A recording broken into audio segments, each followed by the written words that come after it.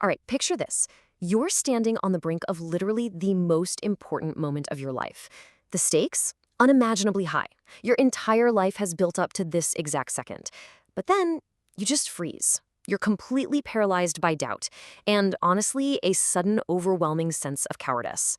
Well, that's exactly the scene we're unpacking in today's explainer. We're looking at the battlefield of Kurukshetra, where Arjuna, arguably one of the greatest warriors to ever walk the earth, literally sits down in his chariot, drops his weapons, and flat out refuses to fight.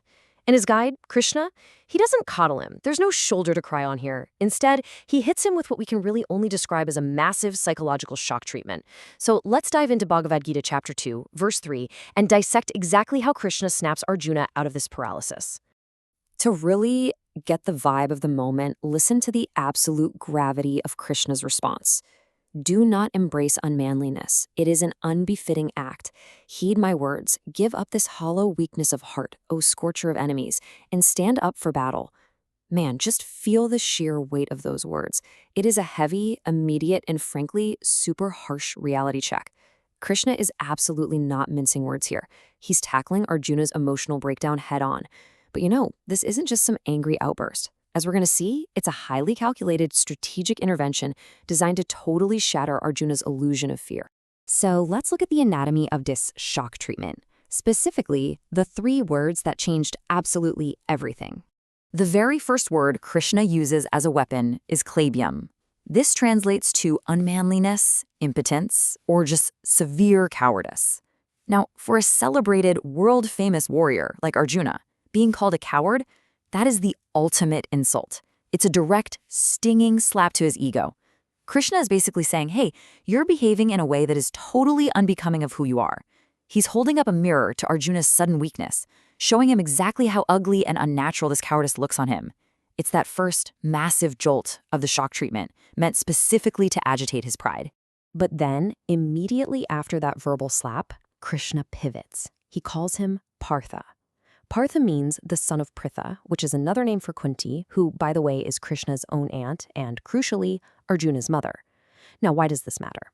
Well, Kunti was famous for being a profoundly brave and resilient woman. So by calling him Partha, Krishna is intentionally reminding Arjuna of his noble lineage. He's saying, listen, you are the son of a brave mother. You come from greatness. This cowardly behavior, it doesn't belong in your bloodline. It's such a brilliant psychological tactic, right? First, you challenge the ego, and then you immediately remind them of their deep roots and inherent nobility. And that brings us to the final word of this trio, parantapa. This one translates to the scorcher of enemies, the guy who brings heat, fire, and absolute destruction to his foes.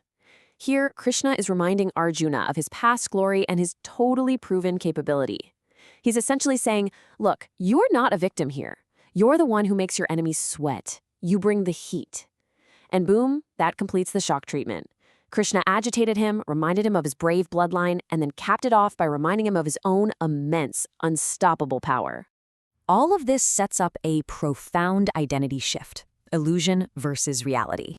You see, Krishna isn't just calling Arjuna names for the fun of it. He's actively juxtaposing Arjuna's temporary, hollow fear with his eternal strength and true identity.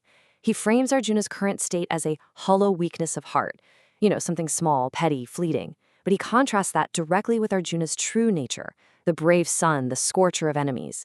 Krishna is proving to him that this cowardice is literally just an illusion. It is completely unnatural to him.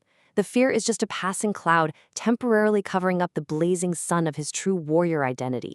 But it gets deeper. Let's look at the fearlessness of the soul, focusing on Madhusudana Saraswati's insight. To really grasp the depth of what Krishna is doing, the great scholar Madhusudana Saraswati explains his incredible fundamental difference between our physical state and our true self, the soul, or Atma. So, our physical and emotional states, they're subject to temporary qualities. They can definitely experience doubt, cowardice, impotence, all of that. But the soul itself, it has no physical qualities. It is completely 100% untouched by fear. It actually cannot be cowardly.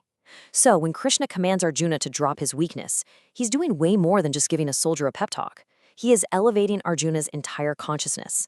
He's telling him, your true self, your soul, is literally incapable of this fear you're feeling right now. You're acting from a place that just isn't the real you. Which brings us to the ultimate command. Arise and do your duty. Because despite all this profound psychology and deep spiritual philosophy we just talked about, Krishna has a very practical, immediate goal on this battlefield. And here is his clear step-by-step directive. Step 1, abandon the weakness of heart. Just recognize it as the hollow illusion that it is. Step 2, stand up for battle, like physically change your posture and get ready to act. And step 3, follow your kshatriya dharma, your warrior duty. This entire psychological shock treatment, the harsh words, the reminders of his mother, invoking his past glory, elevating him to his soul nature, it was all perfectly strategically designed for one simple reason: to get Arjuna to fulfill his duty in life. Krishna had to break down Arjuna's false ego just to rebuild him in his true purpose.